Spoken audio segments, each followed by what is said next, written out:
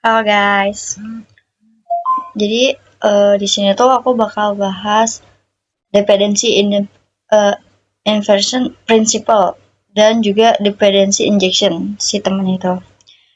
Ini tuh fondasi penting untuk membangun aplikasi yang fleksibel dan mudah di-maintain. Lalu di sini tuh ada dependency inversion principle atau DAP, si domain karakternya itu. Nah, definisi sederhananya tuh kayak modul tingkat tinggi yang tidak boleh bergantungan pada modul tingkat rendah yang low. Keduanya tuh harus saling abstraksi gitu, interface. Analoginya itu kayak CEO versus karyawan. Kan si CEO tuh levelnya high kan. Nah, si karyawannya tuh low level, bergantungan pada kontrak pembersih atau keamanan, bukan kayak pada individu spesifiknya si low level, bukan.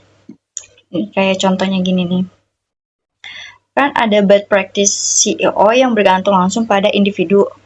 Nah, si CEO-nya tuh langsung mengelola Joko si cleaning service dan si Budi security guard. Ini tuh gak bisa gitu, sangat kaku dan sulit diubah. Jadi si Joko atau Budinya tuh gak ada. Contoh kayak kodenya tuh nih begini, langsung gitu loh. Nah, kalau misalnya si good practice ini, CEO-nya tuh bergantungan pada abstraksi yang dimana tuh dia tuh hanya peduli ada seseorang yang bersih-bersih atau menjaga, dan siapapun itu yang memenuhi kontrak bisa bekerja. Kodenya itu ada perbedaan nih di sini, kayak kalau di sini tuh kan gak ada voidnya, di sini pakai void. Lanjut. Nah, di sini tuh ada support case-nya yang dimana itu DI, dependency injection. Ada 3. Yang pertama tuh ada construction injection, lalu setter injection, dan 3 interface injection. Yang pertama dulu kita bahas dependencies disuntikan melalui constructor class. Ini tuh cara paling umum dan direkomendasikan untuk DI.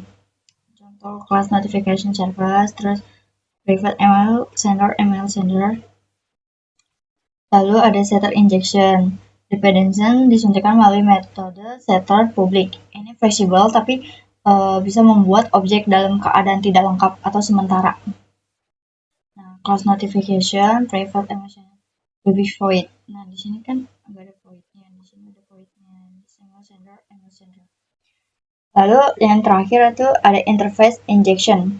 Kelas mengimplementasikan antarmuka yang mendefinisikan metode untuk menyuntikkan dependensi. Ini tuh jarang digunakan di praktik modern.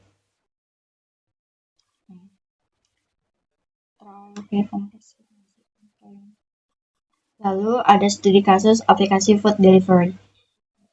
Coba bayangin membangun aplikasi food delivery dengan sistem notifikasi multi-channel, email, SMS, WhatsApp.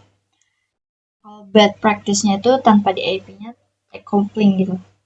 Order service secara langsung membuat dan menggunakan implementasi notifikasi spesifik ini dapat menyebabkan take complaint, yaitu yang sulit mengubah atau mengganti metode notifikasi. Yang sulit diperluas, kayak menambah notifikasinya itu baru butuh modifikasi order service. Terus kayak sulit dites juga kan, tes order service akan selalu mengirim notifikasi sesungguhnya, kayak rumit gitu. Nah, kalau good practice ini dengan DAP yang gak ada loss coupling itu kayak bisa memisahkan fungsionalitas notifikasi melalui abstraksi atau interface notification center, memungkinkan kayak adanya fleksibilitas, mudah menambah atau mengganti metode notifikasi. Lalu ada testability, ya, yang dimana bisa menggunakan objek tiruan mock untuk pengujian. Lalu ada single responsibility, setiap kelas tuh fokus pada satu tugas. Kayak save, kan save itu pasti beda-beda kan. Jadi save ini masak yang ini, save ini, masak yang ini, mungkin kayak gitu ya. Terus open class principle bisa diperluas tanpa modifikasi.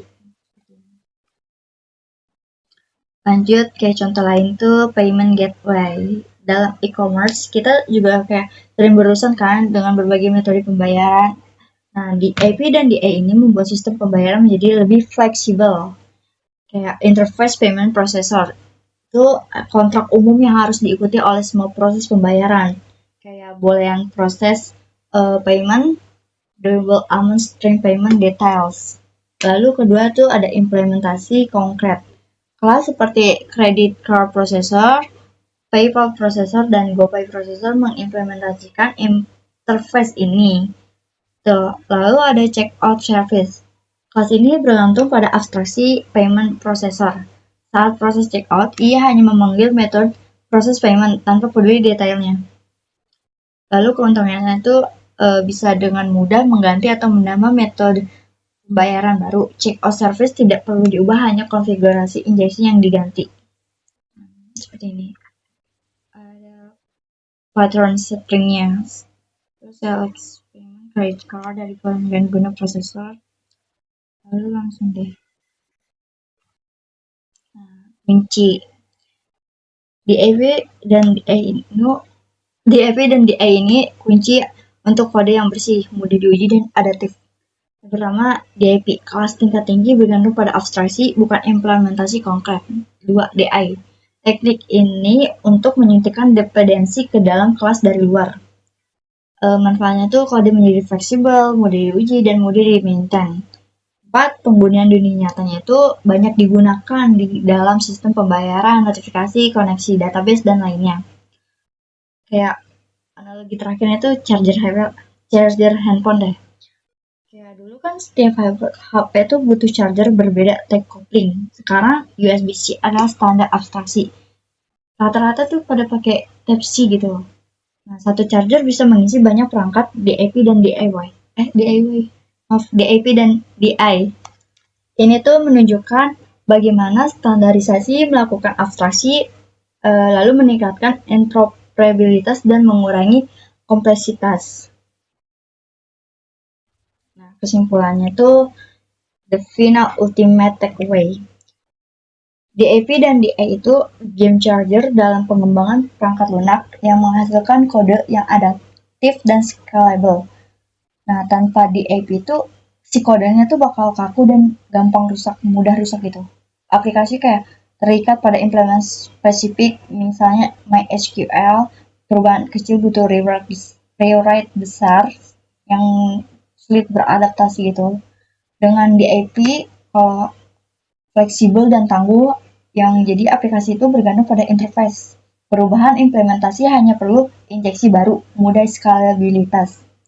Dampak nyata dan karyanya itu memungkinkan evolusi sistem tanpa rewrite besar-besaran, menjadi sinyal penting bagi perekrut bahwa ada seseorang developer senior.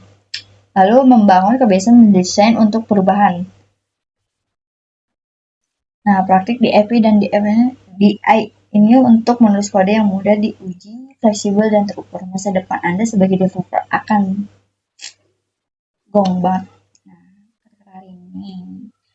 Great developers don't just solve today's problem, they prevent tomorrow's problems. Dengan memahami dan menerapkan DAP dan DI, Anda tidak hanya menulis kode yang berfungsi saat ini, tetapi juga membangun fondasi yang kuat untuk pertumbuhan dan perubahan si kodenya juga.